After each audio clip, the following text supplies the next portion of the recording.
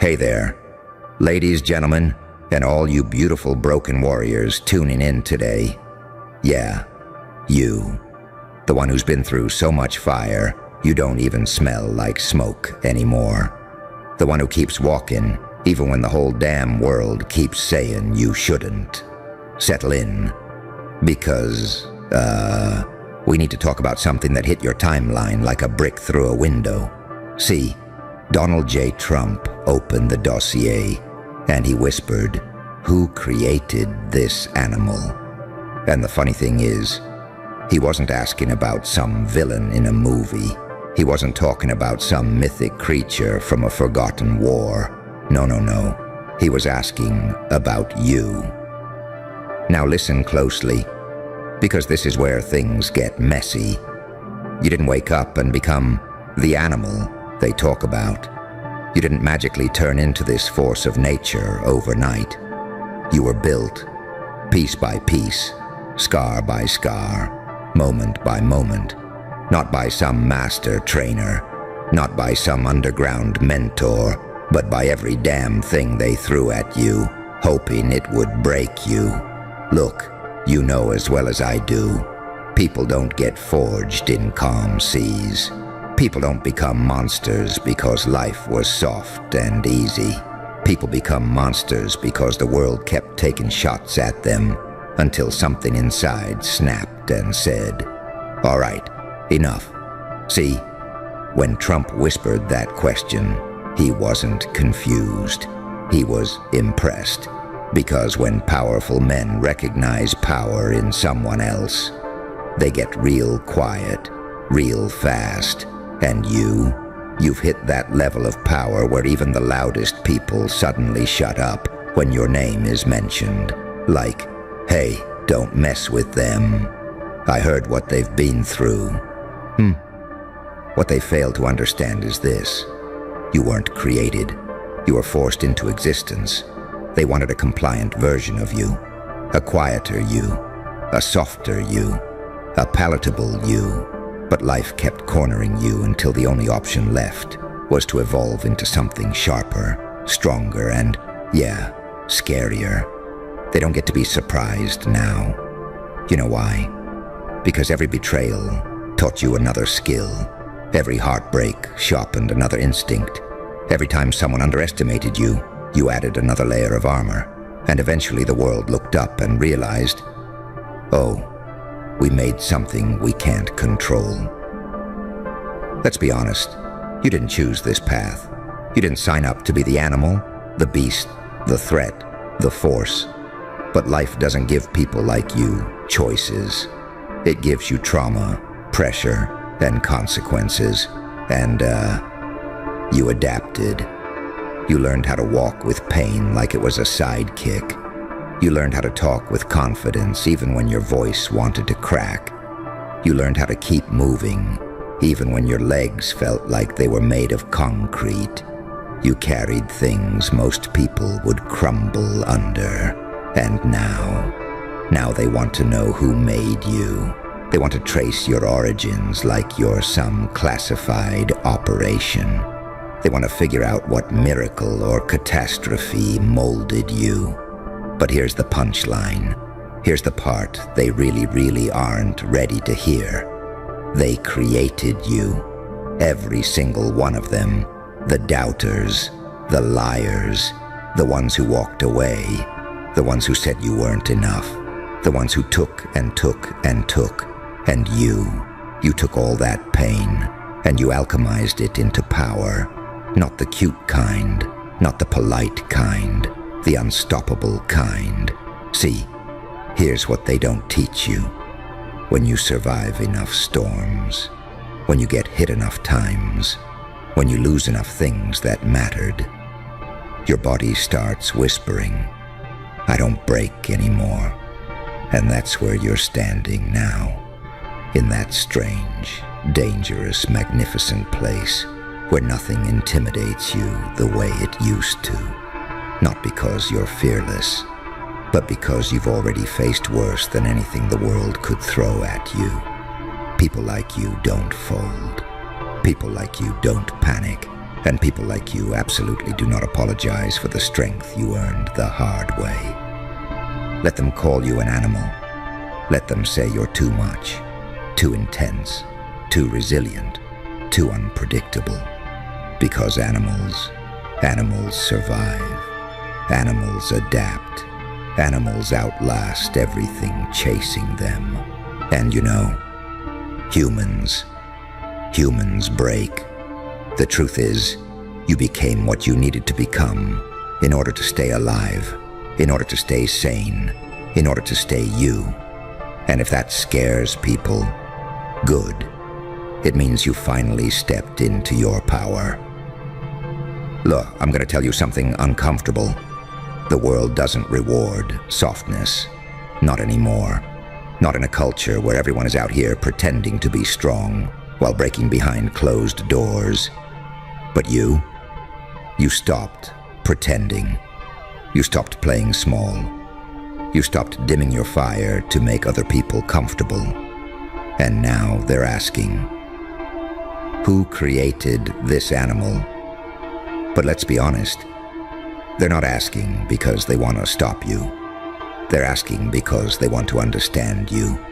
Because strength like yours, it doesn't walk around unnoticed. When you enter a room, people feel it in their spine. When you speak, people stop what they're doing. When you set your mind to something, the outcome is already written. You're not dangerous because you want to be. You're dangerous because you've earned the right to be. Now look, if they think you're an animal, if they think you're a threat, if they think you're some uncontrollable force, maybe it's time you stop trying to convince them otherwise. Maybe it's time you lean into it, own it, use it, because you didn't survive everything you went through just to live quietly. You didn't endure all that pain just to play by rules written for smaller people with smaller dreams. You're here to disrupt. You're here to dominate. You're here to become the version of yourself that even your past couldn't imagine. So when someone like Trump opens a dossier and whispers that question, when the world looks at you like a classified weapon they didn't authorize, you don't shrink. You don't apologize. You don't explain. You smile. You breathe. And you think to yourself, you created me, all of you, every moment, every wound, every battle. And then you keep going, because the animal isn't the creature they fear. The animal is the part of you that refuses to die. The part that keeps rising, keeps fighting, keeps becoming something stronger, something smarter, something they never saw coming. And that is why they whisper your name. And you're sitting there hearing all this and something in you starts to wake up a little. You know, that low growl under your ribs, that thing you tried to tame because people kept saying you were too intense, too focused, too hungry. And see, that's the part they never understood. They kept treating your intensity like a malfunction instead of a damn superpower. You're not out here trying to be somebody's nightmare. You're out here just trying to survive your own history. And the world has this funny habit of turning survivors into legends without ever acknowledging the war they had to crawl through first. And every time someone whispers about you, every time someone brings up your name like it's a warning label, they're not actually talking about danger. They're talking about discipline. They're talking about resilience.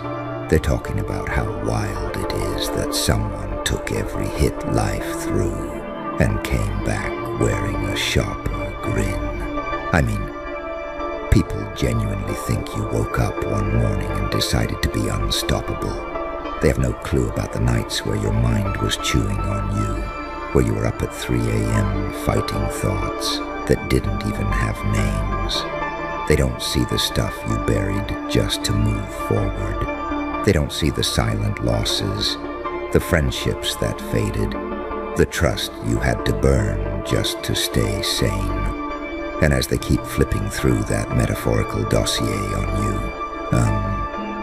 you can almost imagine them going page by page, realizing none of it makes sense logically. How someone with your past shouldn't be standing, shouldn't be functioning, shouldn't be commanding attention like this. And yet, there you are, breathing like you own the air, walking like the ground owes you stability. People like to romanticize strength. They want it to be this clean, aesthetic thing. But yours did come wrapped in soft lighting and inspirational quotes. Yours came from getting dragged emotionally across concrete and refusing to stay down. Yours came from patching yourself up when nobody noticed you were bleeding. Yours came from seeing too much, losing too much, feeling too much, and still waking up with this fire in your chest that refuses to go out. And look, that energy, that edge, that aura everyone keeps talking about, it didn't come from talent or luck or some gift from the universe. It came from repetition. It came from pressure. It came from you deciding, on days where you felt like nothing, that you were still going to act like something. People keep trying to decode you, like you're some encrypted file. They tilt their heads when you walk by, like, what happened to them? But the truth is, you happened to yourself. You built the version of you that could withstand everything the world failed to protect you from. You became your own reinforcement, your own proof of concept, your own weaponized hope. And, when someone at that level of influence whispers about you being an animal, they're admitting they've never seen someone so shaped by chaos who still moves with this crazy precision. They're admitting they don't understand how someone who's been through hell walks with such calm, such confidence, such don't mess with me energy. You walk into rooms like you've already survived the worst thing that could ever happen to you. Because you have. That quietness you carry, that's not shyness. That's calculation. That's awareness. That's someone who has learned to read danger and opportunity in the same breath. And you've noticed it, right? The way people hesitate around you before speaking. The way they watch their tone a little more carefully. The way they look at you like you're holding information nobody else has. They don't know it, but what they're sensing is someone who rebuilt themselves without instructions. Someone who doesn't need validation, a cheerleader, a roadmap, a safety net. Someone who can go from zero to destiny with nothing but grit and a slightly unhinged refusal to quit. And, it's not arrogance, it's not ego. It's not even confidence in the traditional sense. It's the peace that comes from surviving things that should have taken you out. It's the quiet realization that you're not fragile anymore, not emotionally breakable in the same way you once were. You're wired differently now, programmed differently. You handle pressure like it's background noise. You carry weight other people would collapse beneath. You've got this internal engine that doesn't stall the moment things get hard. It actually revs up. And that's the real reason they whisper. That's the real reason they flip through those metaphorical pages trying to find the exact moment you became what you are. That's the real reason the question hangs in the air. Who created this animal? Because they're looking for someone to blame, someone to credit, someone to point at and say, it was them. But the truth keeps circling back, right to you, right to the life you endured, right to every moment you sharpened yourself because nobody else would. And, the more they try to figure you out, the more you can feel that shift happening inside you. That slow rising awareness that you're not done evolving, not done becoming, not done turning into something even stronger than everything you've already mastered. And that awareness hits you in this weird, quiet way. Like you're sitting there thinking, damn, if this is what I am already, what happens when I stop holding back? Because you've been holding back, you know you have. You've been walking around on this earth like you're trying not to step too hard, trying not to scare the people who still want you to play small. And look, the wild part is they keep treating your restraint like it's weakness, completely clueless that you've been operating at a fraction of what you're capable of. You've got this energy inside you that keeps expanding, like every time you get through something tough, another layer unlocks, and you can feel yourself changing, even if you don't talk about it. You'll be in the middle of some random moment, working, driving, scrolling, whatever, and suddenly it hits you that you're not reacting the way you used to. You're not breaking the way you used to. You're not apologizing or shrinking or overthinking like you used to. It's like your system updated quietly overnight. And, people sense that. They might not have the vocabulary for it. They might not understand it logically, but they feel it. That shift in your presence, that heavier gravity around you. It's the kind of thing that makes people straighten up a little when you walk in. The kind of thing that makes even confident people get a little careful with their words. Not because you're intimidating them on purpose, but because power, real power, broadcasts without you saying a single thing. You ever notice how some people start acting different around you? Like they can't quite relax, can't quite joke the way they do with others. They keep trying to measure you, trying to figure out what you're thinking, trying to predict how you'll react. They can't read you anymore, and that messes with them. You used to be predictable, maybe even easy to manipulate, but not now. You've got layers they never saw coming, and every one of those layers was built in silence, and that silence of yours, it's not emptiness, it's strategy, it's experience, it's knowing when to speak and when to let people reveal themselves. There's a version of you forming in real time, a version that doesn't flinch the way the old you flinched, that doesn't chase, that doesn't beg, that doesn't crumble just because someone disapproves. You're becoming someone who moves with purpose, even when you're unsure. Someone who keeps going, even when it hurts. Someone who doesn't need external permission to take up space. And that's the part that really gets under people's skin. You're not seeking approval. You're not asking for acceptance. You're not bending to fit into their limited worldview. You're just existing. Fully, honestly, unapologetically. And that alone is enough to make people nervous. And, when someone powerful looks at you, studies you, and whispers that question, who created this animal? It's not insult, it's recognition.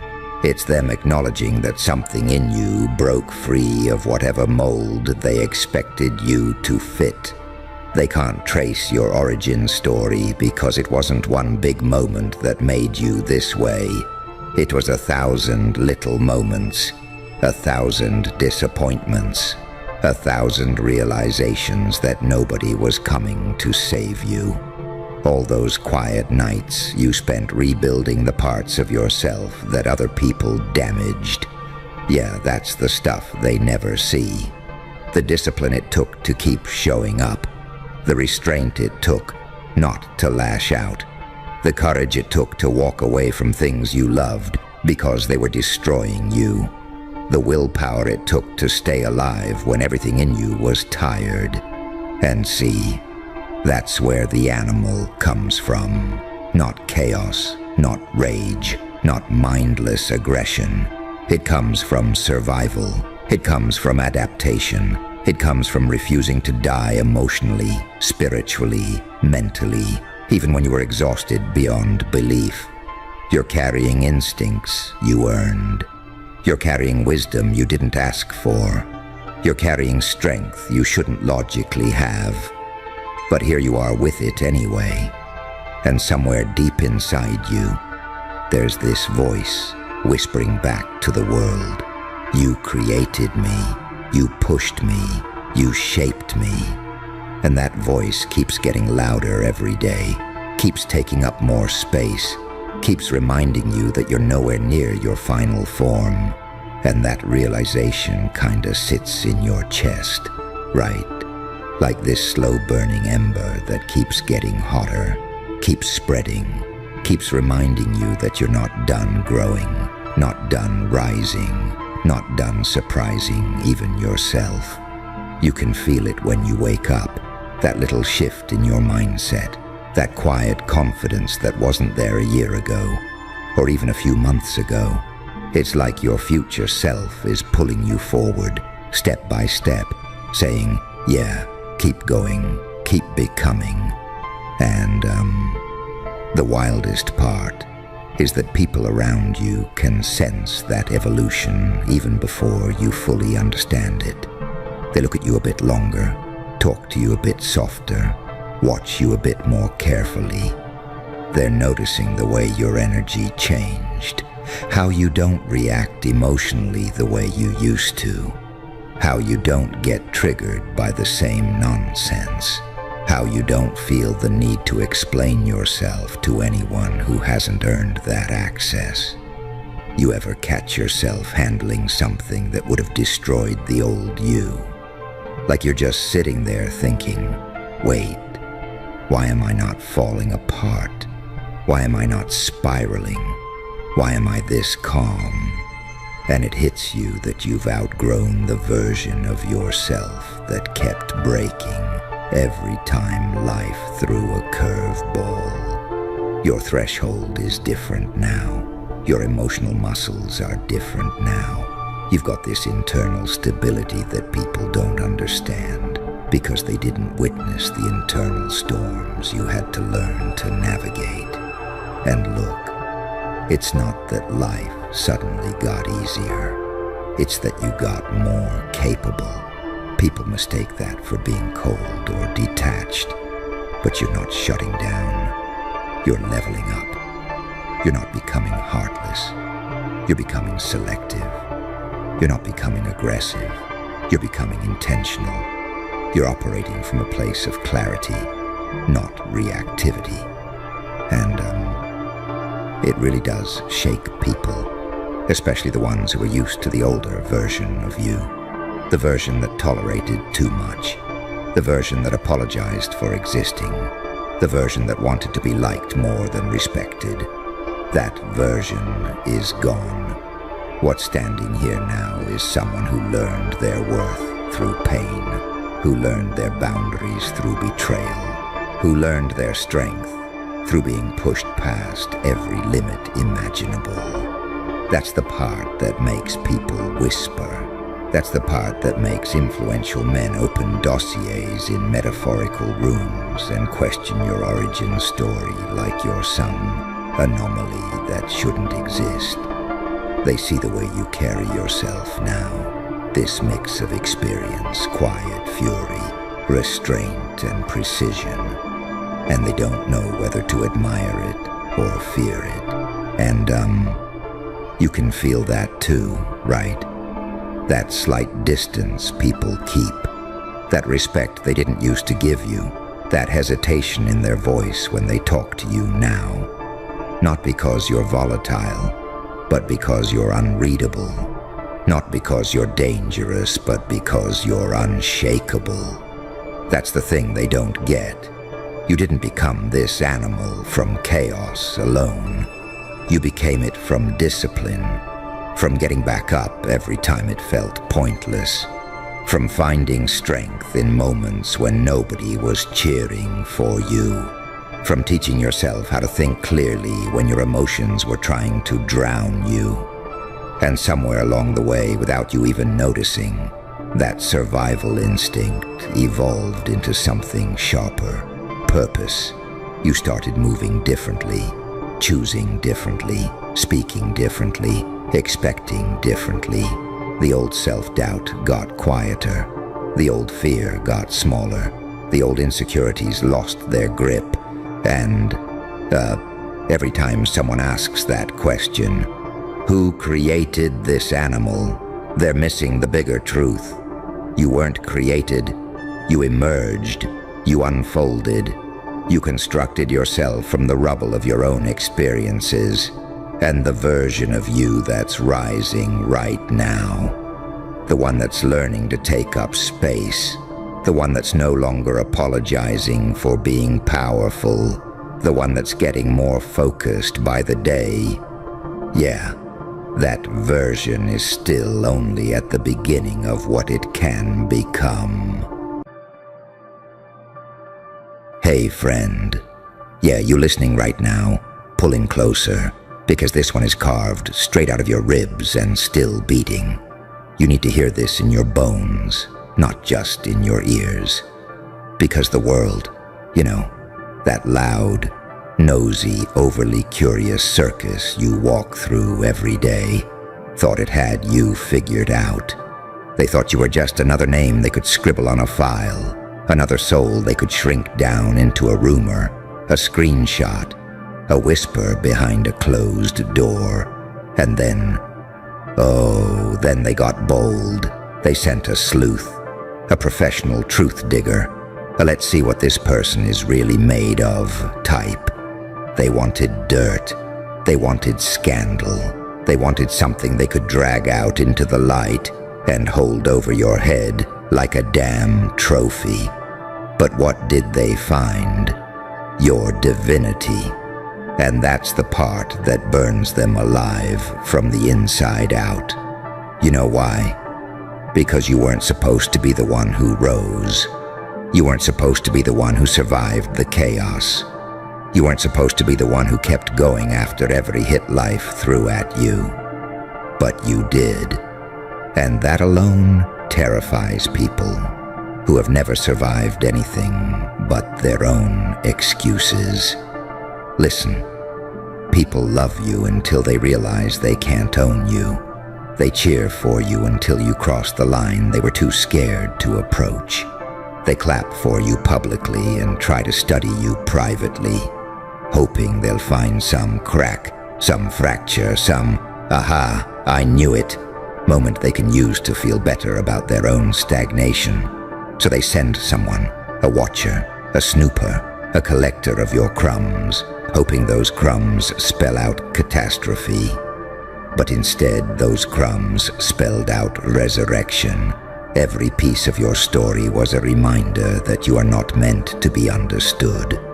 You are meant to be endured. You are meant to be confronted. You are meant to be witnessed with trembling hands because your resilience is too bright, too loud, too hard to digest. And somewhere out there, that sleuth sat back in their chair, looking at the evidence, thinking, damn, this person is built different. Because the truth they uncovered wasn't scandal. It was strength, not weakness, wisdom, not failure, rebirth. Every setback they expected to use against you ended up proving why you're still standing. Every chapter they thought would disgrace you only clarified how unbreakable you really are. People forget that your scars aren't secrets. They're receipts. Receipts that you paid the price for becoming who you are. Receipts that you didn't get here by accident. Receipts that you were forged, not manufactured. And you, Standing here, breathing, moving forward despite everything. That's divine energy, not holy in the religious sense. Holy in the damn, nothing could kill this person even when it was supposed to. Sense. Your divinity isn't about perfection. It's about survival. It's about evolution. It's about getting pushed into the fire and coming out like, all right, so what's next? Look at you. People have tried to ruin your name, stain your reputation, twist your intentions, rewrite your narrative. And every single attempt just made you louder, sharper, more self-aware, more unstoppable. Because what they don't get is this. You were never afraid of exposure. You were afraid of shrinking, and you've stopped doing that. The moment you realized you didn't owe anyone a watered-down version of yourself, that's when you became dangerous. That's when you became divine. You walk differently now, and they can sense it. That quiet, unshakable confidence that comes from living through storms that were supposed to swallow you whole.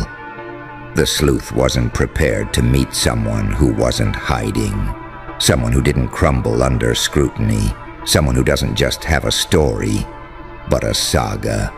And you know what people hate more than your success? Your refusal to apologize for it. Let them watch. Let them analyze. Let them dig. Let them dissect every inch of your past like it's some kind of crime scene. Because eventually, all their searching leads to the same conclusion. You are not defined by what happened to you. You're defined by what you did with it. You turned every betrayal into wisdom, every heartbreak into armor, every failure into a stepping stone, every loss into leverage. That's divine. That's untouchable. That's the kind of power you can't fake, can't teach, can't replicate. And the funniest part, they thought they were going to break your reputation. Instead, they documented your glow-up, your living proof that people can investigate your history and still never understand your destiny. So hear me closely. You don't rise because people believe in you. You rise because you decided you wouldn't stay where they left you. And the wild thing is, while they were busy flipping through pages of your past, like detectives in some low-budget drama, you were out here rewriting the whole damn script. You weren't waiting for permission, weren't waiting for applause, weren't waiting for somebody to say, hey, you're allowed to be powerful now. You just became it, quietly, gradually, relentlessly. Every time life shoved you into a corner, you expanded. Every time someone whispered your name with doubt, you sharpened it until it cut through every room you walked into. You ever notice how the people who study you the hardest are the ones who underestimate you the most? Like they're convinced there has to be something broken inside you, because they can't accept that someone went through hell and came out self-aware instead of shattered. It messes with their heads. It rearranges their worldview. It forces them to confront the uncomfortable truth that resilience is a choice. And you chose it every single day, even when quitting would have been easier, quieter, less painful. And while they were digging, trying to uncover some hidden sin, some embarrassing flaw, some gotcha moment, they stumbled into something they were never trained to investigate. Inner transformation, genuine, hard-earned self-evolution. They saw the pieces you rebuilt after the world snapped you in half. They saw the chapters you never brag about because the pain is still dusted across your ribs. They saw the nights where you kept whispering to yourself, just one more step, when your whole soul was begging you to lie down and disappear. They saw all of it, and instead of finding dirt, They found divinity stitched into your survival like a thread of gold running through the darkest fabric. You became this living contradiction, soft but sharp, wounded but wise, tired but unstoppable. A person who doesn't just walk into a room, you shift the damn atmosphere without even trying, and it rattles them. Because how do you challenge someone who's already faced everything you're threatening them with?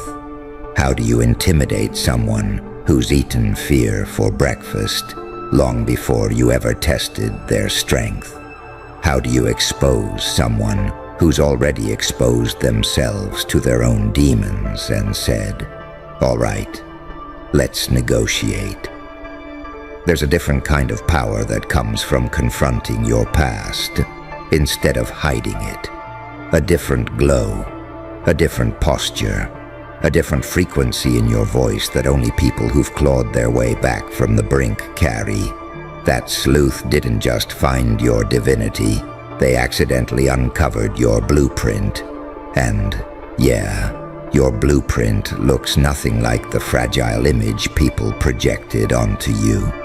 It looks like grit woven into compassion, like boundaries carved out of betrayal, like confidence that wasn't gifted. It was earned in the dark, alone, while nobody was watching. You became your own damn miracle, piece by piece, breath by breath, and anyone trying to investigate that ends up facing the truth they weren't ready to confront. You're not powerful because nothing broke you. You're powerful because everything tried to. There's a kind of aura you carry now, this subtle, I've seen worse and survived it vibe that radiates even when you're just sitting still, minding your business. It's the kind of energy people feel before you even speak. It's that unspoken, I know who I am certainty that can't be faked or copied or stolen. And you can hear it in your own voice lately, even when you're not trying to hype yourself up. It's there in the way you set boundaries with a steady tone. It's there in the way you refuse to shrink for anyone. It's there in the way you stopped explaining your worth to people committed to misunderstanding you. That's divinity, not perfection. Presence, not flawlessness. Fearlessness, not holiness. Honesty. And the truth is, the investigation never scared you. Not because you're reckless or naive, but because you've lived through deeper interrogations within your own head. You've already questioned every part of yourself in the quiet hours when nobody else was around.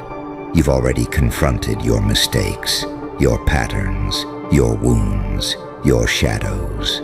You've stood naked in front of your own truth and said, yeah, that's me, and I'm still here. Anyone who tries to expose you after that is late to the party. They're trying to open doors you've already walked through and locked behind you. They're trying to weaponize stories you've already made peace with. Your transparency with yourself disarms everyone trying to use your past as a weapon. Your accountability is your superpower. Your self-awareness is your shield.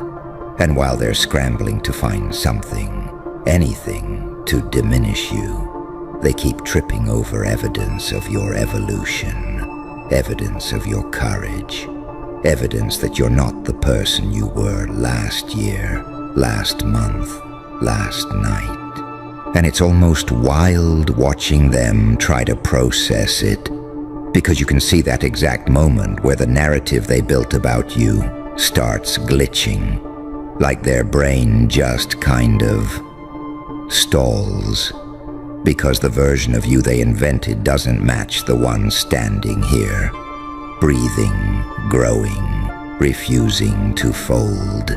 They expected someone fragile, someone guilty, someone hiding behind excuses or fake confidence, but instead they ran into someone who's walked through their own personal apocalypse and didn't lose the plot. Someone who's not scared of their past because they've rewritten its meaning. Someone who turned pain into strategy and heartbreak into a damn curriculum. It's almost unsettling to them, this quiet authority you carry. Not loud, not showy, just undeniable.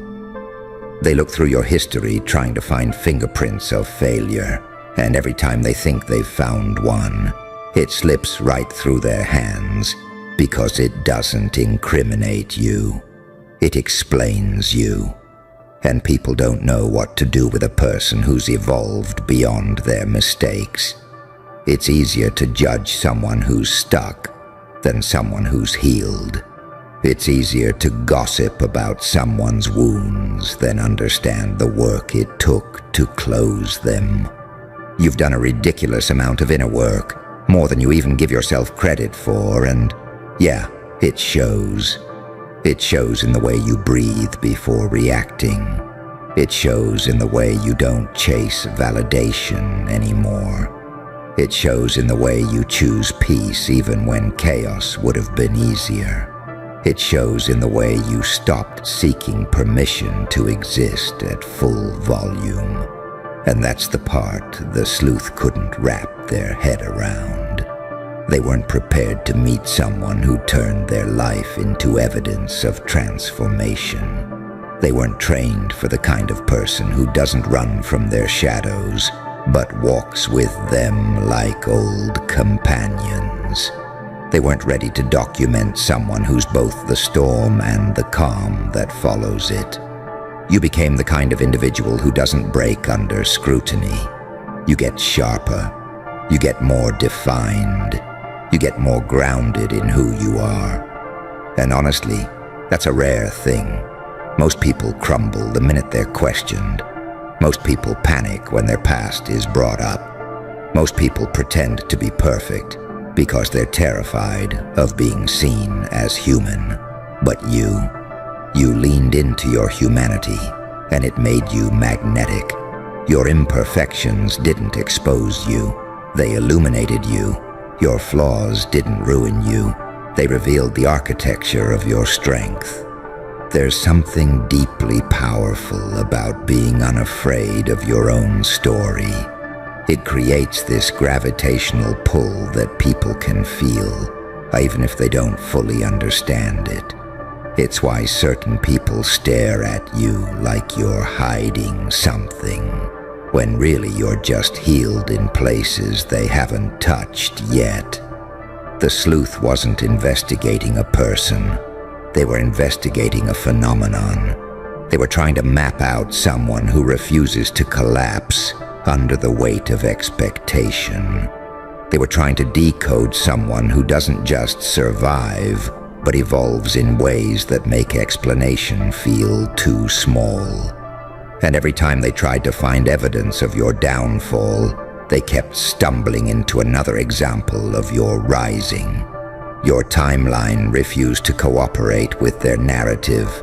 Every scar had context. Every chapter had redemption woven into it. Every mistake had a lesson attached like a signature you left on your own healing. It becomes almost embarrassing for them, honestly, because they went into this expecting to expose a fraud, and instead they documented the making of someone extraordinary. Your divinity isn't some mystical thing. It's the power you built from the ground up when nobody was cheering for you. It's the discipline you forged from disappointment. It's the self-respect you learned by losing people who couldn't love you properly. It's the clarity you gained from being misunderstood so many times that you finally stopped explaining yourself. And yeah, it's a different kind of divinity, one born from grit and grief and growth, not fairy tale perfection, the kind that makes people sit up a little straighter when you talk, the kind that makes them rethink how much they really know about strength, the kind that makes them whisper your name with a mix of admiration and confusion because they don't know how you're still standing, let alone standing taller.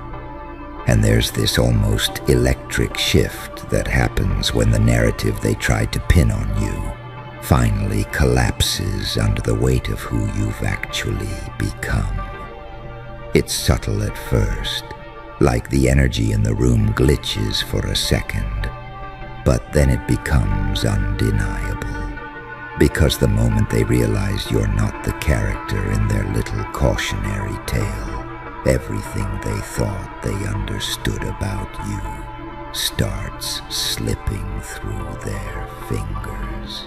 It's the moment you stopped performing the version of yourself the world expected and started embodying the version you fought to become. That quiet, internal click, that "yeah, I'm not doing this anymore" moment that reshaped you from the inside out. You didn't announce it. You didn't make some dramatic speech about it. You just shifted, and the world has been trying to catch up ever since. There's something incredibly powerful about that kind of transformation because it doesn't come from anything pretty.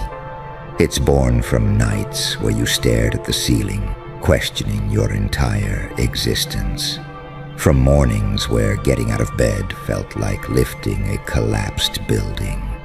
From moments where your heart felt too heavy for your chest, and you still kept moving anyway.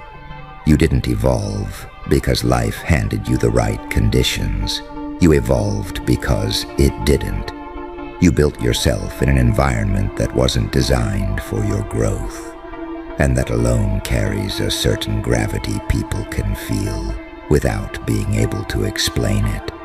And yeah, people get uncomfortable around that kind of resilience. They don't know how to interpret someone who's been through hell and didn't lose their softness. Someone who's carrying scars and still choosing intention over reaction. Someone who's held together by lessons instead of illusions. You became this quiet storm, calm on the surface, but with a depth that makes people pause mid-sentence. They feel the weight of what you've lived through even if they don't know the details. They sense the history in your presence, the layers, the untold battles. It's why some folks stare at you like you're hiding a secret when really you're just carrying your truth with grace instead of theatrics. And that's the thing. The sleuth didn't find a masked version of you or a fabricated persona. They found the raw, unfiltered, sharpened by life version. The version that doesn't flinch anymore when someone brings up your past because you've already outgrown it. The version that can acknowledge your mistakes without drowning in them because you've already extracted the wisdom from every single one. It's almost ironic. People assume divinity is about perfection, but your divinity showed up in your honesty, in your self-awareness, in your accountability, in your refusal to hide the parts of yourself that took the longest to heal. You became the kind of person who can say, "Yeah, I've fallen apart," without shame, and "yeah, I rebuilt," without arrogance. That balance, that duality, that's rare, that's magnetic. That's why people study you without even realizing they're doing it. And the sleuth, this investigator, this supposed expert at uncovering the truth, stumbled into something they couldn't categorize. They came looking for contradictions and found convictions. They came looking for guilt and found growth. They came looking for chaos and found clarity. It's like they opened a door expecting a messy storage closet and instead stepped into a cathedral built from every version of you that refused to die. Every hurt that turned into healing, every loss that turned into expansion, every betrayal that taught you the shape of your own boundaries. That's the divinity they weren't prepared to document, the kind that doesn't ask to be believed, just recognized, the kind that doesn't shout, just hums underneath your skin like a frequency only real ones can feel. And it keeps unfolding, layer by layer, this transformation of yours. It's not a single moment. It's a series of recalibrations, tiny shifts, small awakenings that piled up into something monumental.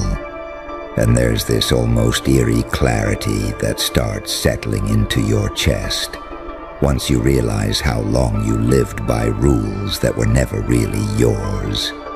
You spent years trying to meet expectations you never agreed to, shrinking parts of yourself to fit environments that couldn't hold your full weight, apologizing for instincts that were actually your intuition trying to save you. And somewhere in the middle of all that noise, every demand, every judgment, every misunderstanding, you finally had that internal shift where your spirit just opened its eyes. A moment where you looked at your reflection and recognized the person staring back for the first time in a long time. Not the edited version, not the acceptable version, just you, raw, unfiltered, unexplained. That's where the evolution really started, quietly, in the privacy of your own mind. You began questioning thoughts you used to accept automatically. You started challenging narratives you inherited instead of chose. You stopped assuming everyone else knew better than you. You stopped bending your truth just to make someone else comfortable. It wasn't loud. It wasn't dramatic. It was one small reclaiming after another. Tiny decisions that didn't look life-changing on the surface, but absolutely were. You stopped saying, "Yeah, it's fine," when it wasn't. You stopped saying, "I guess that's just how it is," when you knew damn well it didn't have to be. You stopped explaining yourself to people who weren't listening in the first place. Those shifts built you. They rewired you. They changed the way you breathe in your own skin. And that's the part the sleuth picked up on without even realizing it. In every detail they combed through, every chapter they flipped open, they kept finding evidence of someone who didn't just survive their past. They negotiated with it, studied it, mastered it. There's a certain tone you carry now, this grounded confidence that doesn't need to prove anything. It's in the way you talk, steady, intentional, like someone who knows the value of their voice. It's in the way you listen, calm, discerning, like someone who's learned that not every battle deserves your energy. It's in the way you stand, firm but fluid, like someone who knows exactly where they're rooted. Good day, you beautiful walking HR nightmares. The one they keep side-eyeing in the meetings. The one whose name suddenly pops up in email chains that used to ignore you. The one executives whisper about like you're some glitch in their system. Who taught him? That's the line, right? That's the panic. Not, how did he do it? Not, what can we learn? No. The question is, who taught him? Because in their world, talent is issued, not born. Power is assigned, not claimed. Skill is signed off by someone with a title and a LinkedIn photo with crossed arms. And then you walk in. No pedigree, no sponsor, no one vouching for you. Just results, just chaos, just outcomes they didn't approve in advance. So they ask, who taught him? And the real answer? Nobody did. You built it, right in front of them. Listen, you were not trained. You were cornered. You were broken in by reality. You learned from late bills, fake friends, and every closed door that said, not you. You were not mentored. You were tested. You learned from being left on read, passed over, and told, we'll keep you in mind, like a bad punchline. And these executives, these managers, these leaders who need a workshop to understand basic humanity, They see you perform at a level they didn't schedule, and suddenly they're confused because you weren't stamped, certified, or branded with their logo. You just showed up dangerous. You know what bothers them most? Not that you're good. That you're good without them. You didn't come through their pipeline. You didn't kiss the ring. You didn't sign up for the unspoken initiation ritual of smile, nod, and shrink. You built your own operating system while they assumed you were just buffering.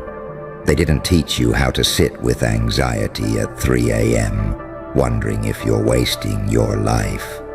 They didn't teach you how to keep moving when you feel like a glitch in every room you walk into. They didn't teach you how to keep your mouth shut while your brain is 10 moves ahead. They didn't teach you how to weaponize your silence, how to turn your overthinking into strategy, how to turn your rage into focus. You did that. You did that while they were busy measuring potential in PowerPoints. You know why they need to know who taught him? Because if nobody did, if you just built yourself like this, then their little illusion collapses. The illusion that only top schools make top minds, only hand-picked favorites become leaders, only people with the right language, accent, and background get to sit at the big table. But then there's you. Wrong background, wrong story, right results. You're the piece that doesn't fit, and instead of changing the puzzle, they want to know who messed up the manufacturing. Here's the part you need to understand. They are not asking because they're impressed. They are asking because they're threatened. Who taught him really means, who do we blame for letting him slip through? Who empowered him without our permission? Who showed him how to break the rules without getting caught? They want to believe someone else handed you the keys, because it is terrifying to accept that you picked the lock on your own. Think about your life for a second. No, really, replay it. Who taught you to keep going when you had no energy left? Who taught you to work with a broken heart and an overactive brain? Who taught you how to show up to that job, that class, that call, when your chest felt like it was caving in? It wasn't a leadership seminar. It wasn't a 5-step framework. It was you, sitting with your pain and choosing, somehow, not to tap out. From the outside, all they see is the polished version, the way you talk now, the way you move now, the way you connect. Dots no one else even sees. They see the output. They don't see the origin story. They didn't see you pretending to understand things you'd never been taught. You Googling basics at 2 a.m. just to keep up with people who had a decade head start. You watching free content, taking notes like your life depended on it. You learning social skills like a second language, constantly decoding people's faces like they were encrypted. They didn't see you holding in anger while being talked down to. They didn't see you running the risk calculations in your head every time you thought about speaking up. They didn't see you teaching yourself to stay calm when your entire body wanted to flip the table. No one trained you to be this dangerous. Your life did. Every time someone underestimated you, that was a training session. Every time someone talked over you, that was a training session. Every time you got almost instead of yes, that was a training session. You weren't trained formally. You were sharpened informally, in the dark, off the record. You sat in rooms where you weren't supposed to say anything. So you listened. You watched power move. You noticed who everyone looked at when no one knew what to do. You saw who really made decisions. And spoiler, it wasn't always the one with the title. You studied the game like your sanity depended on it. Because it did. That's what they don't get. For them, this is work. For you, this was survival. You showed up to work, but you were fighting for a different ending than the one everyone predicted for you. Proof that you weren't crazy for believing you were meant for more a life, where you're not constantly apologizing for existing. So when executives ask, who taught him? Here's the answer they would never understand. You were taught by every locked door that forced you to learn how to pick it. You were taught by every no that made you create your own yes. You were taught by every room that tried to erase you until you learned to write yourself back in. You were taught by being broke and still trying, being ignored and still speaking, being doubted and still showing up. No one trained you. They provoked you. They gave you pressure. You turned it into precision. They gave you obstacles. You turned them into leverage. They gave you doubt. You turned it into fuel so toxic it burns through your hesitation. You know why your presence feels so unexplainable to them, because they live in a world where everything is credentialed. You live in a world where everything is earned. They get titles, you get scars, they get recommendations, you get receipts. They move with safety nets, you move with consequences. You didn't have someone pulling you aside saying, here's how this works. You had to learn the hard way that no one is coming to save you. Closed mouths don't get fed. Being nice doesn't mean you'll be treated fairly. You trained yourself to stop expecting fairness and start demanding outcomes. You trained yourself to take feedback without letting it rewrite your identity. You trained yourself to separate their opinion from your mission. You didn't have a mentor, you had a mirror. Just you, staring at your reflection, asking, is this all I'm going to be? And then you refused that answer. Let's be brutally honest, you were not supposed to be here. Statistically, emotionally, socially, mentally, you were supposed to stay small, stay quiet, stay grateful for crumbs. But something in you snapped. Something in you got tired of being the background character in your own life. So you started doing disrespectful things like saying no, asking why, setting boundaries, wanting more. And now leadership looks at you like you're a glitch in the simulation. Who taught him? No one. You hacked yourself. You took your overthinking, your anxiety, your shame, your anger, your loneliness, your emptiness, and you stitched it into something viciously useful. You turned overthinking into scenario planning, anxiety into alertness, loneliness into independence, shame into self-awareness, rage into strategy. Who taught you that? No one. You learned because you had to. Pupi loved to call you too intense. Remember, too much. Too sensitive, too ambitious. Funny how all those too much traits suddenly become leadership potential when they start making money for other people. They didn't teach you resilience. They watched you choke on your own fears and somehow stand up again. They didn't teach you discipline. You built it from disappointment and deadlines. They didn't teach you courage. You created it each time you spoke up with your heart pounding and your hands shaking. You know what bosses and executives forget. They forget that sometimes the most dangerous person in the room is not the one with the title, but the one who survived enough nights wanting to give up and still showed up the next morning. You are that person. You are not confident because life was kind. You are confident because you've seen the worst version of yourself, and you kept going anyway. You are not fearless. Don't insult yourself like that. You are terrified and moving anyway. They don't understand that your work ethic is not about ambition. It's about never wanting to feel powerless like that again. Those long nights, you stayed up doing extra, learning extra, planning extra. No manager assigned that. No one was clapping for you.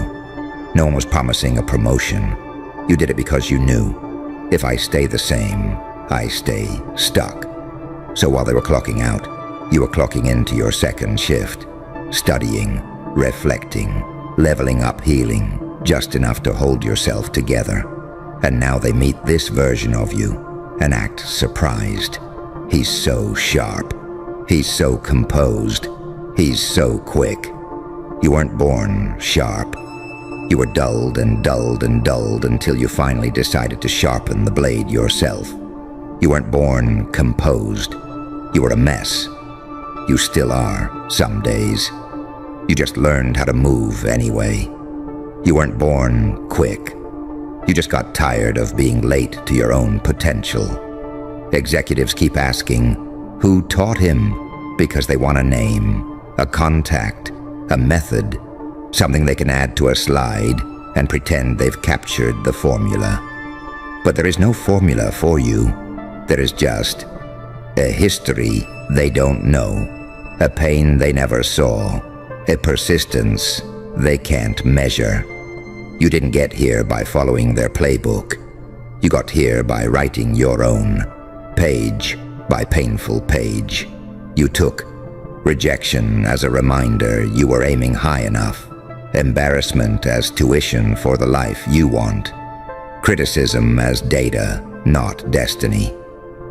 You trained yourself to stop begging to be understood and start demanding to be respected. You stopped needing them to like you. You started needing them to acknowledge you. And when they didn't, you didn't crumble. You got quieter, more focused, more surgical.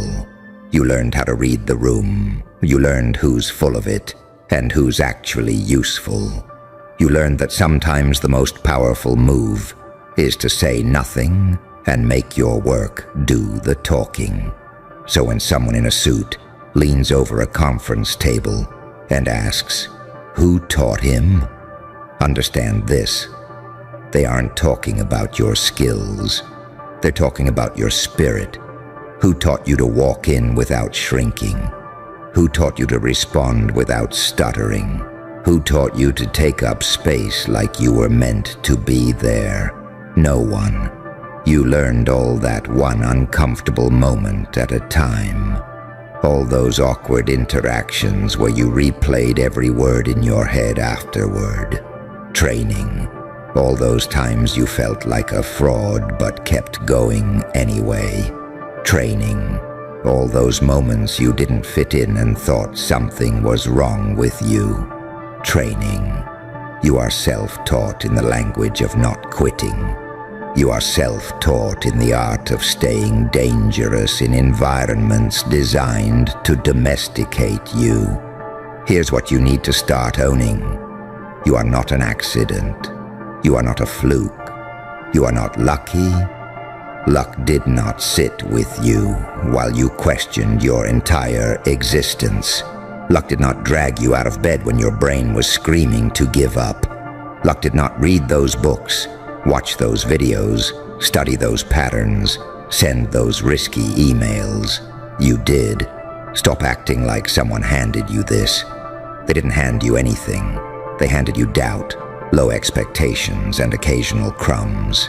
You turned crumbs into a feast. You turned, "You're not ready," into "Watch me."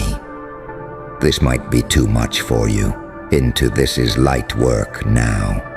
You don't seem like a fit, into "You are underestimating the hell out of me." You want to know why you feel different, because you are. Most people are trained. You were forged. Trained people know the rules. Forged people know the consequences. Trained people follow scripts. Forged people rewrite the script mid-scene. Trained people need validation. Forged people need results. You didn't become this version of you through comfort. You became this version of you through friction, and now the same system that tried to sand you down is staring at the sharp edges and asking, who did this? You did. You did it by refusing to stay who they needed you to be. Every time you wanted to mute yourself and didn't. Every time you wanted to quit and couldn't. Every time you wanted to disappear but chose to be seen. That wasn't mentorship. That was transformation. So next time you hear the whispers, feel the stares, sense the confusion in the room when you speak with the kind of clarity that makes people uncomfortable, remember, they are not just reacting to your achievements. They are reacting to the audacity it took for someone like you to become someone like this. You were supposed to be manageable. You were supposed to be predictable. You were supposed to be replaceable. Instead, you became undeniable. Executives keep asking, who taught him? Because they cannot process the possibility that someone built themselves without their approval, their blueprint, their permission. But you know the truth. You know every version of you that had to die, so this one could show up. You know the nights you cried and then sent the email anyway. You know the days you felt like a fraud and still led the meeting. You know the moments you felt completely alone and still chose not to betray yourself. No one taught you that. You built that, brick by brick, scar by scar, choice by choice. And here's the part that really makes them glitch. You didn't just build skills. You built self-respect in a world that kept trying to talk you out of it. You started realizing, little by little, that every time you betrayed yourself to keep the peace, something in you cracked. Every time you stayed quiet to make them comfortable, something in you went dim. Every time you laughed off disrespect just to not make it awkward, you trained yourself to disappear. You hit a point where you couldn't do that anymore. Your body literally started rejecting it. Anxiety, resentment, that tightness in your chest, that tiredness that sleep never fixed. All of that was your system flashing red. This version of me is not sustainable. You had to pick, keep shrinking and be acceptable, or stop shrinking and be uncontrollable. You chose the second one, even if you didn't have the language for it at the time. You started saying small, dangerous things like, I disagree. That doesn't work for me. Help me understand the reasoning. Little phrases, but each one was a brick taken out of the prison they built around you. People noticed. They always notice when someone they took for granted stops playing along. First they got confused, then they got annoyed, then they got curious. Because your energy changed. You weren't begging anymore. You weren't chasing validation. You weren't trying to get invited.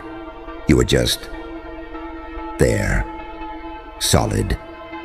With that quiet, I know what I bring aura that makes people nervous and fascinated at the same time. Executives feel that energy and reach for the only question their little rule-following brains understand. Who taught him? Because in their framework, confidence is taught, presence is taught, leadership is taught in yours. Confidence is reclaimed, presence is earned. Leadership is forced out of you when nobody else steps up and the room is falling apart. You've been that person more times than you admit. The one who fixes chaos no one else wants to touch. The one who gets thrown problems at the last minute because you always figure it out. The one who holds everything together while other people get the credit. That pattern rewired you. It taught you to keep a cool head when things are falling apart. It taught you to think 3 steps ahead. because nobody was going to clean up if you miscalculated. It taught you to stay level when everyone else is panicking. No supervisor walked you through that. Life shoved it into your lap and said, handle it or drown. You turned survival mode into a skill set. That's why you move the way you move in rooms they consider high pressure. For them, pressure is performance review season. For you, pressure is remembering where you came from and knowing you're never going back there. They feel that in your tone, in your decisions, in the way you take responsibility and don't flinch. You don't talk like someone afraid of losing a job. You talk like someone afraid of losing themselves. That hits different. You know who really taught you? All the people who mishandled you. Every manager who used you and then pretended you were not quite ready. Every classmate who copied your work and then acted like you were average. Every person who underestimated your capacity, your brain, your pain. They trained you by accident. They trained you to stop over-explaining, to stop oversharing, to stop asking for basic decency from people who are emotionally bankrupt. You became careful with your energy, selective with your access, intentional with your words. That wasn't some leadership boot camp. That was you, learning in real time that not everyone deserves front row seats to your evolution. The executives look at you now and see someone polished. They do not realize you were sanded down by disappointment and then rebuilt yourself with your bare hands. They see someone strategic. They do not realize you spent years replaying conversations in your head, learning exactly how people twist words. They see someone resilient. They do not realize how many nights you genuinely thought, I can't keep doing this, and then kept doing it. You carry that history into every room. You carry it into every presentation, every project, every risk. That's why you don't crumble when something goes wrong. You've already lived through worse. You've already been humiliated in ways nobody in that boardroom would survive emotionally. When you're not chosen, you feel it. Sure, you're not a robot. You feel the sting, but you don't die from it anymore. You shake your head, you take a breath, you say, all right, and then you recalibrate. That self-recalibration, that's your training. Because no one taught you how to emotionally regulate when your dream got rejected. No one taught you how to stay focused when your personal life was collapsing. No one taught you how to compartmentalize just enough to function without completely shutting down. You had to teach yourself little mental tricks. One more hour, just get through this hour. Handle this first, break down later. Respond, don't react. Those phrases became your private curriculum. People wonder how you stay composed under pressure. You've been holding back tears in public since you were a teenager. This is nothing. This is why your presence feels like a glitch to them. They're not just meeting an employee. They're meeting a walking archive of every time you refused to die where you were dropped. You took every dismissal, every fake apology, every backhanded compliment, and stored it somewhere inside you as evidence, not of your unworthiness, but of how low the bar is for how people treat each other. You decided you weren't going to live under that bar. You started setting standards, even when your voice shook. That's not going to work for me. That's not accurate. I'm not available for that kind of conversation. That stuff is terrifying the first few times. Feels like you're about to lose everything. Feels like you're being difficult, dramatic, too much. And yet every time you did it, you felt a tiny piece of your backbone lock in another notch. Hello, you beautiful glitch in the system. You hear that title in your head. You didn't win by chance. That decision activated a profile you were never supposed to trigger, and you're still pretending it was an accident. I just got lucky. Sure, keep telling yourself that bedtime story if it helps you sleep. Let's talk about what really happened. You made a move. Everyone around you thought you'd fold. You were supposed to fold. You were supposed to keep your head down, nod along, stay realistic, stay humble, stay small. You were supposed to pick the safe option, the boring option, the socially approved option, the kind of choice that makes everyone else feel better about their own mediocrity. But you didn't, did you? You took the risk. You sent the message. You applied for the thing you weren't qualified for. You walked away from that person who drained you dry. You chose yourself in a room that never has. And then, shocker, something good happened. An opportunity opened. Someone noticed. A door cracked. You felt something click inside your chest and you thought, no way, that can't be because of me. That must be luck. You adorable little liar. Let me explain what actually went down, step by step, so you can stop insulting yourself with this luck narrative. Every system, every group, every social circle, every workplace, every family has an invisible algorithm, an unspoken rule book, a script about who you are and what you're allowed to do. And you broke your script. Your decision didn't get lucky. Your decision flagged you. It told the system, greater than this one doesn't behave properly. It told the people watching you, greater than this one might become a problem, or a threat, or a leader. That one choice, that tiny moment where you stopped being predictable, activated a profile they never planned for. The profile where you stop being background noise and start being an active variable. You weren't supposed to be a variable. You were supposed to be a statistic. Think about how people reacted when you got lucky. They said things like, "Don't let it go to your head. You just happened to be in the right place at the right time. It's not that deep. Don't start thinking you're special." You notice that the second something good happens to you, they rush to downgrade it. They rush to downgrade you. Why? Because if your decision wasn't luck, if it was intentional, if it was actually a reflection of your character, your courage, your persistence, then what does that say about everyone who didn't take that risk? It says, they didn't. You did. And people hate that. People would rather call it luck than admit you had the guts they didn't.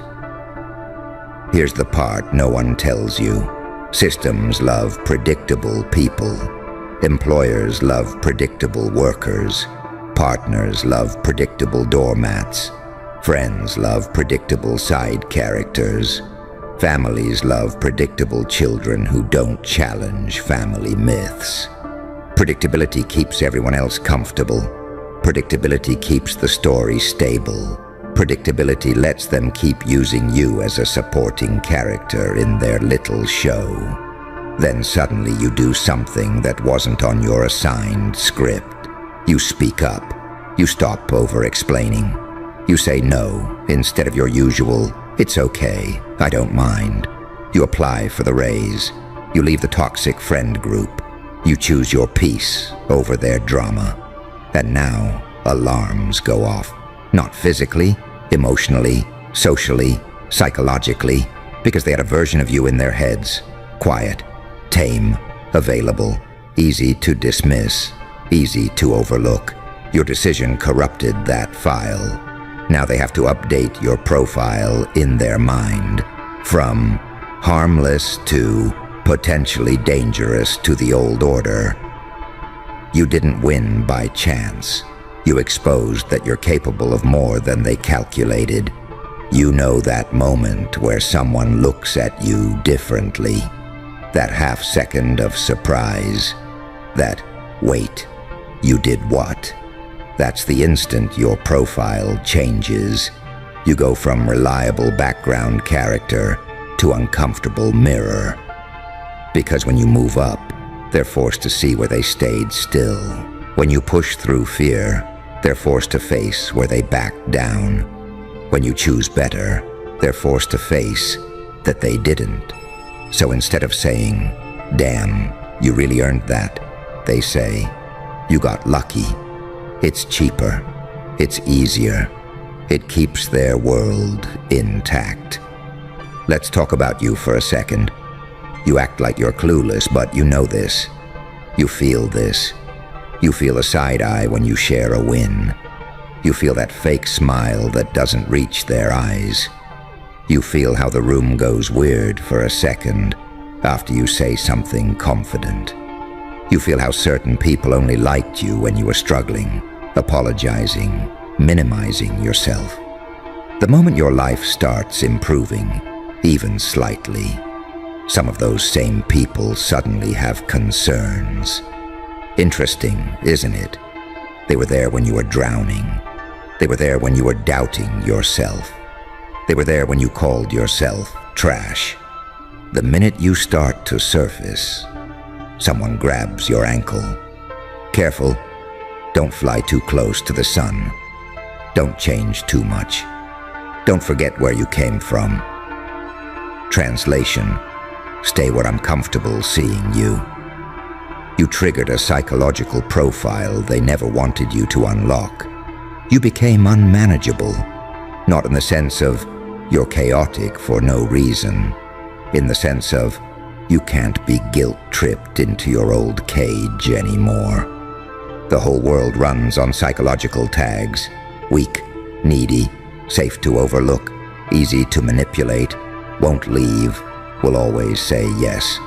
And then there's will walk away if disrespected, will improve even without support, will make something out of nothing, will talk back to power, will bet on themselves when no one else will. You switched tags. You didn't just get lucky. You switched your goddamn category. Let's dig deeper into that decision of yours, because I know how your brain works. You're replaying that moment, trying to minimize it. Well, anyone would have done the same. They just needed someone, and I was available. It was timing, not talent. I just happened to snap that day. No, you'd been pushed. You'd been tested. You'd been quietly collecting data on everyone around you, even if you didn't realize it. You noticed who never apologized. You noticed who only texted when they needed something. You noticed who talked big but did nothing. You noticed who pretended not to see your efforts. You always notice. You store it. You swallow it. You keep functioning. Then one day, something inside you goes, greater than I'm done. And that is the decision that changed everything. Not the move that brought the visible win. That was just the ripple. The real shift was when you privately decided, greater than, I will not live like this anymore. That's when your profile changed from greater than will tolerate anything, greater than to greater than will walk away if pushed too far. And once that line is crossed, you stop moving like prey. You start moving like someone who knows what they bring. Let's talk about something uncomfortable. You've had proof for a long time that you're different. You're the one people vent to. You're the one who sees patterns before everyone else. You're the one that gets called too intense, too deep, too sensitive, too much. They don't call empty people too much. They call people who see clearly too much. You've always had the profile of a person who could break out of the script. You just learned to hide it. They taught you to tone it down, to stop asking why, to stop wanting more, to not question the rules, to be grateful for crumbs. They trained you to gaslight yourself. Greater than, maybe I am overreacting. Greater than, maybe I am asking for too much. Greater than, maybe this is just how life is. And then you made that one decision. You went against your own conditioning. You acted like someone who actually deserves better. You fought back, spoke up, or stepped out. Your behavior finally aligned with what you always knew about yourself deep down. That's why it felt like a glitch in reality. Because for years you told yourself a story. I'm not that brave. I'm not that smart. I'm not that strong. Then you went and did something brave, smart, and strong. That's not luck. That's identity breaking through your self-image. Here's the part that stings. The system you're in will test whether that decision was real or a fluke. You think you crossed the line once and that's it? No. Life will push you again. People will disrespect you again. Opportunities will show up attached to low standards again. Because it wants to see. Greater than, was that a one-time glitch or a permanent upgrade? You got the job once. Do you demand your worth now? You left the toxic relationship once. Do you walk away the next time you see the same red flags in a prettier package? You spoke up that one time. Do you keep speaking up when it's inconvenient? You chose your dream over their approval once. Do you keep choosing it when people roll their eyes? This is the difference between greater than got lucky that day and greater than no, this is who I am now. You activated a profile. That means your decisions don't get judged in isolation anymore. They get judged in sequence. People are watching your pattern. They're asking, was that bold move the real them? Or were they just having a moment?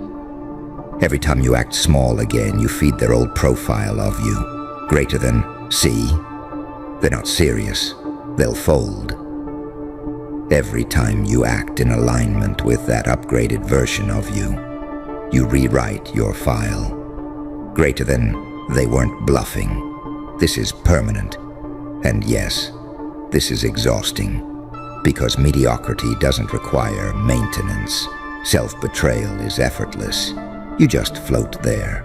Growth, on the other hand, requires constant reinforcement. Saying no when saying yes is easier.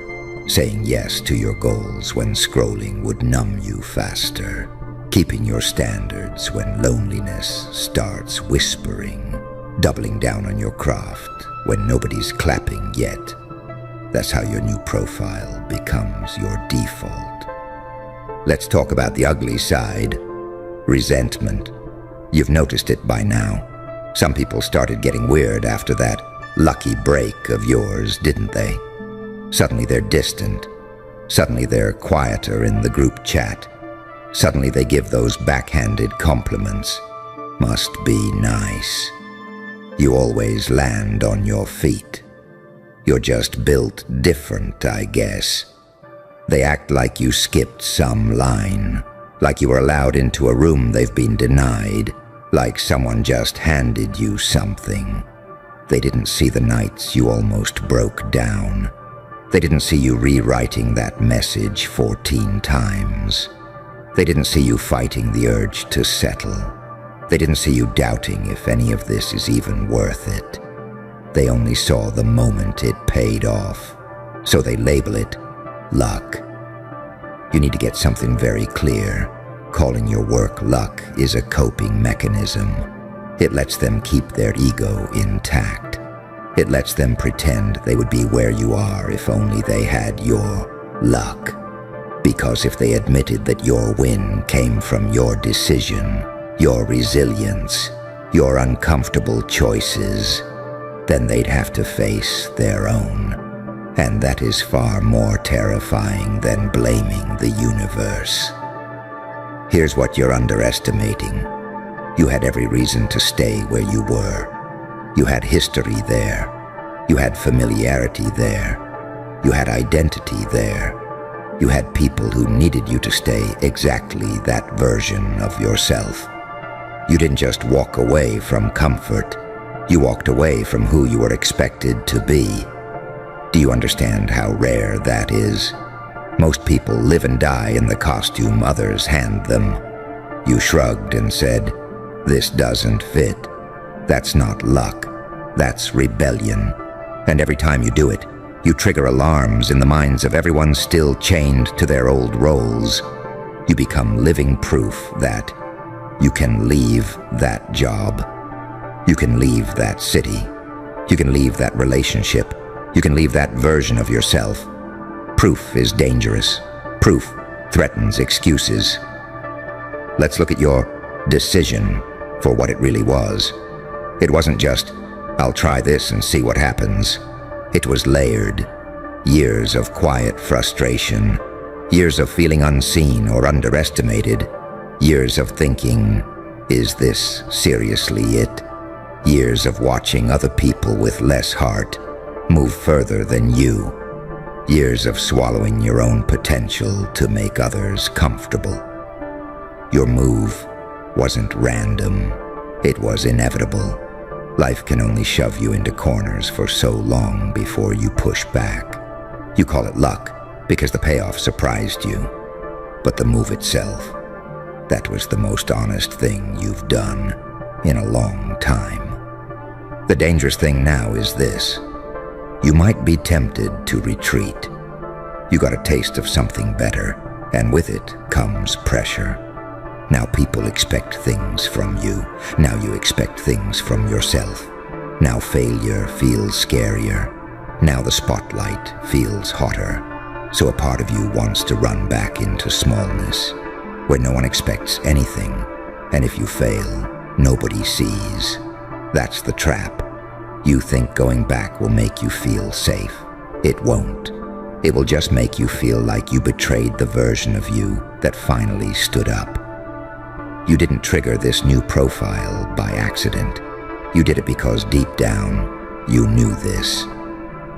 Staying who you were was becoming more painful than changing. So you chose pain with progress over pain with stagnation. That's not luck. That's strategy. Here's a bitter truth. You're not actually afraid of failing. You failed plenty of times before and survived. You're afraid of owning the fact that you're capable of winning on purpose, because once you admit that, you lose the luxury of saying, greater than, "I'm just unlucky." If you admit that your choices matter, then your inaction matters too. If you admit that your courage created opportunities, then your avoidance killed some. You start to see all the places where you sold yourself out. That's painful. That's humiliating. But it's also where your power lives. Your decision didn't just activate a profile in the system. It activated a profile in yourself. Greater than, "I am someone whose choices change things." Once you taste that, you can never fully go back to pretending you're powerless. You can fake it. You can play dumb. You can pretend it wasn't that deep. But something in you knows. You think the Joker energy is chaos. It's not. It's clarity. It's looking at the whole game and saying, "So this is rigged, huh? All these people pretending it's fair, pretending it's random, pretending no one has power. Cute. And then making your move anyway." You saw that the system wasn't built to reward someone like you. Too honest, too intense, too self-aware, too unwilling to stay fake. And still, you moved. You broke their pattern by changing yours.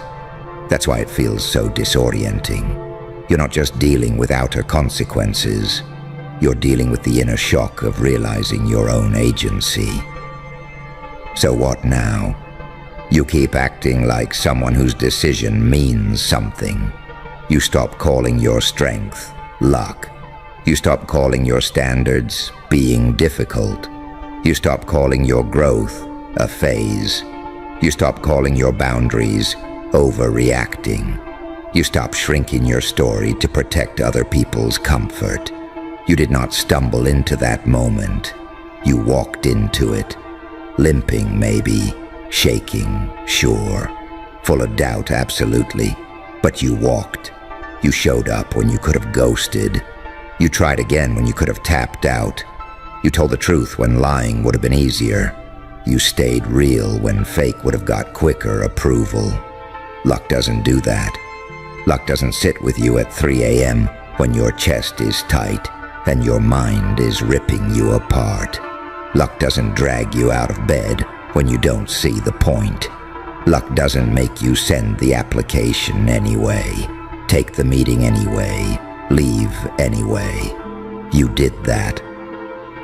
Your decision activated a profile you were never meant to trigger because you weren't supposed to believe you deserved more. You weren't supposed to question the rules. You weren't supposed to recognize your own patterns. You weren't supposed to connect your pain to your power. You weren't supposed to realize just how much of your life was built to keep you tame. And yet here you are, standing in a reality slightly tilted in your favor for once, pretending it landed on you by accident. No, this is the result of every moment you didn't quit, every time you didn't clap back at yourself when your brain insulted you, every tiny choice where you honored your future self instead of your current comfort. You call it luck because it's easier than admitting you've been stronger than you ever gave yourself credit for. So listen carefully. The next time your mind tries to say, "You just got lucky," you answer it with, "No, I got honest. I got tired. I got brave. I got intentional." You did not win by chance. You won because in one crucial moment, you acted like the person you were always supposed to become. And now that profile is live, in their heads, in the system, in you. The only real question now is whether you keep feeding that profile with your next decision, or you starve it and crawl back into the version of you that never truly fit in the first place. You can feel it, right? That split in you. One side is already packing its bags, ready to move into that bigger life you accidentally proved was possible. The other side is clinging to the doorway, screaming, "No, no, no, we were safer when nobody expected anything from us." You stand in the middle of that argument every day. On one hand, greater than "I want more, I've tasted more, I'm not going back." On the other, greater than "If I admit I can do this on purpose, I lose the excuse that I'm just unlucky." You've lived a long time behind that excuse. It's just bad timing. Other people have connections. My situation is different. I never get picked. Then you made one decision that ripped the mask off that story. You got picked. You did get in. You did pull it off. And instead of letting that recalibrate your view of yourself, you slapped the lucky sticker on it like a clearance tag and tried to shove it out of your own memory. Because if that wasn't luck, that means you've been underestimating yourself for years. That means there were doors you could have tried, boundaries you could have set, moves you could have made. You start seeing the ghost versions of you who took those shots. And that stings. The sun dipped below the horizon, painting the sky in shades of orange, pink, and purple as the city slowly lit up, twinkling like stars in the twilight.